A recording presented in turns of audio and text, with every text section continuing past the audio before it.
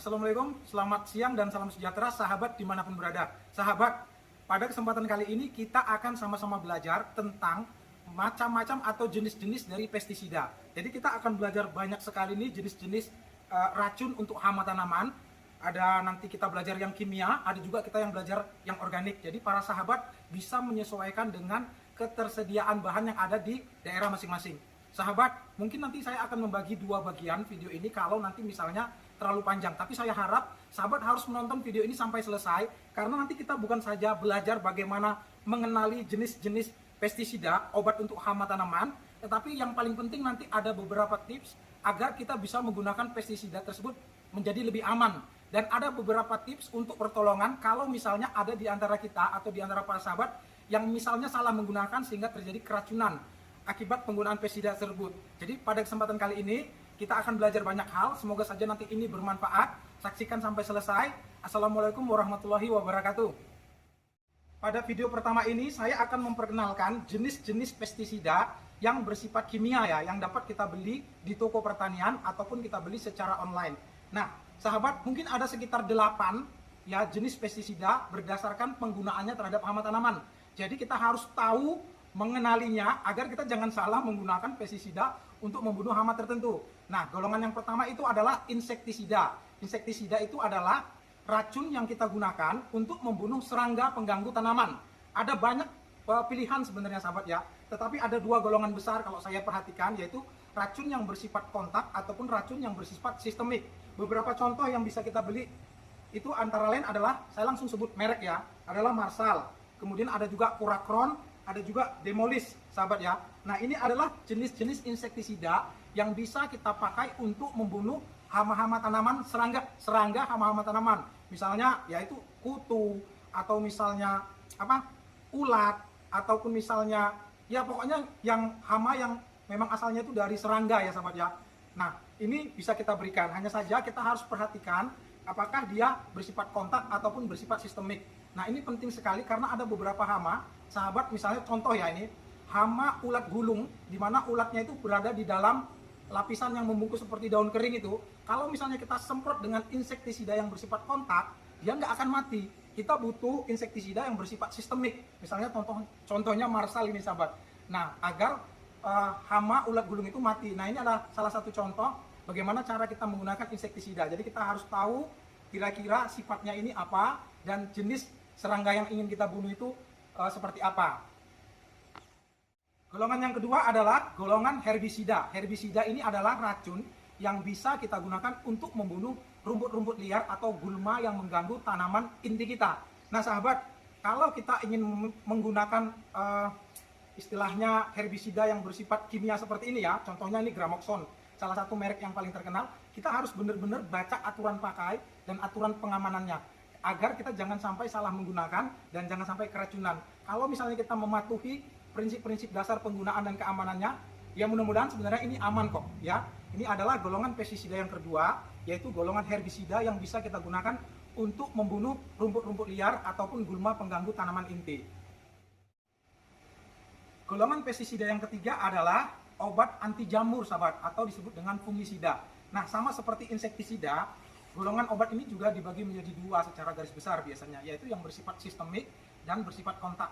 Kalau sistemik itu maksudnya begini sahabat ya, jadi nanti zat aktifnya akan diserap masuk ke dalam tanaman.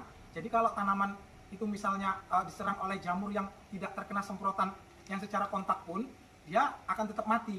Kalau misalnya antrakol ini kan dia bersifat kontak, jadi dia akan membunuh jamur yang disemprot oleh ini terkena langsung. Saya harap sahabat bisa mengerti ya, tapi kalau misalnya sahabat kurang jelas, bisa ditanyakan di kolom komentar. Tapi intinya seperti ini, kalau sistemik ini dia masuk ke dalam tanaman, jadi kita juga harus lebih hati-hati. Biasanya ada aturan pakai, berapa hari terakhir sebelum kita panen boleh digunakan. Kalau antrakol ini biasanya kita tidak boleh menggunakannya sampai 15 hari menjelang panen ya sahabat ya. Ini perlu kita patuhi agar kita bisa mendapatkan tanaman yang sehat, tetapi juga bisa kita konsumsi secara aman.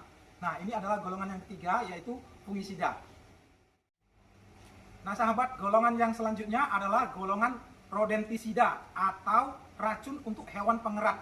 Hama pengerat yang paling kita stres itu biasanya adalah tikus ya sahabat ya. Nah, salah satu cara untuk kita dapat membasmi tikus itu kalau dengan racun kimia itu dengan banyak sebenarnya mereknya. Salah satunya itu adalah Brodivakum, ya. Ya, contoh mereknya itu adalah Petrokum. Tapi ada merek-merek yang lain yang bisa sahabat beli baik secara online maupun secara langsung di toko-toko pertanian. Tapi sahabat, saya ingin mengingatkan, ini adalah salah satu zat kimia yang sangat beracun. Jadi sahabat harus benar-benar mematuhi aturan pakai di kemasan, yang pertama. Kemudian yang kedua, menyimpannya di tempat yang benar-benar aman, kering, tertutup, dan sejuk ya. Dan jangan sampai bisa dijangkau oleh anak-anak sahabat, ya, karena ini sangat beracun. Nanti sahabat, di video yang kedua kita akan berusaha untuk membuatkan video jenis-jenis pestisida yang bersifat organik, yang mungkin akan bersifat lebih aman dan fleksibel lah untuk bisa kita gunakan sehari-hari. Tapi pada kesempatan video ini, saya ingin memperkenalkan jenis-jenis pestisida dari golongan kimia dulu, nggak apa-apa, karena ini juga penting bagi kita, karena kita juga perlu tahu, karena ini juga bermanfaat, walaupun memang ada risiko, asalkan kita tahu bagaimana cara memakai, aturan pakai, dan bagaimana menjaga prinsip-prinsip keamanan, mudah-mudahan si aman ya sahabat ya. Golongan yang selanjutnya itu adalah rodentisida atau obat pembunuh golongan hewan pengerat, tikus dan lain-lain misalnya. Nah sahabat, golongan berikutnya golongan yang keberapa ini? Yang kelima kalau saya nggak salah ya. Nah kelima ini adalah golongan pestisida yang membunuh cacing sahabat ya, jenis-jenis cacing ataupun yang paling sering itu uret sahabat. Hama uret itu jahat sekali, bisa memakan akar dan membuat tanaman mati. Nah ini merupakan golongan pestisida yang termasuk dalam golongan nematisida yang bisa membunuh jenis-jenis cacing ataupun sebangsa ulat tanah ya sahabat ya. Nah banyak mereknya, yang paling terkenal itu Furadan, bisa juga Tamapur seperti ini ataupun merek-merek yang lain sahabat bisa pilih. Tetapi ini merupakan bahan aktif yang sangat berbahaya dan dia dapat diserap tanaman dan bertahan di dalam tanaman sampai sekitar 6 bulan katanya sahabat. Jadi kalau saya sarankan ya, ini hanya mungkin boleh dipergunakan untuk kita menanam tanaman-tanaman keras, itu pun pada waktu persiapan lahan sahabat.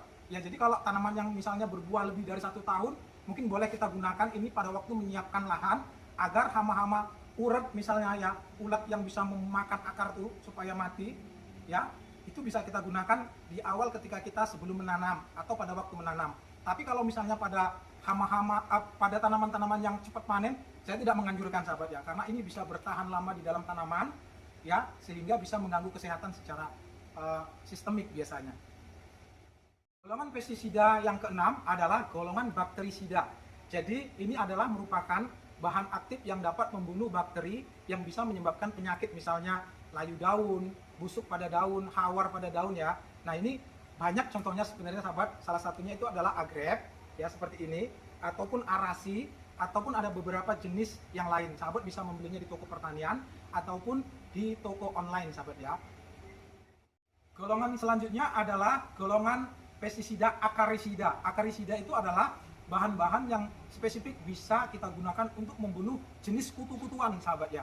Jadi memang salah satu momok bagi para petani itu adalah kutu ya, baik kutu daun maupun kutu putih. Jadi sebenarnya kutu ini termasuk sebagai golongan insek atau serangga. Jadi kita bisa menggunakan insektisida, tapi memang tidak semua insektisida itu mempan terhadap kutu. Beberapa jenis insektisida yang dapat kita gunakan sebagai akarisida itu contohnya adalah marsal. Kemudian kita juga bisa menggunakan insektisida berbahan aktif abamectin ataupun imidacloprid, misalnya Dimolis ataupun Trizin kalau saya nggak salah ya. Nah ini adalah beberapa jenis obat akarisida yang dapat kita gunakan untuk membunuh hama-hama tanaman.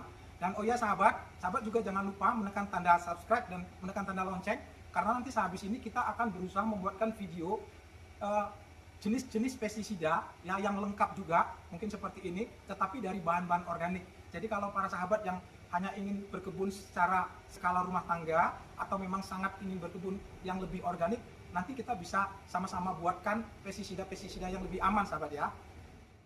Pestisida yang terakhir adalah molluscicida ya.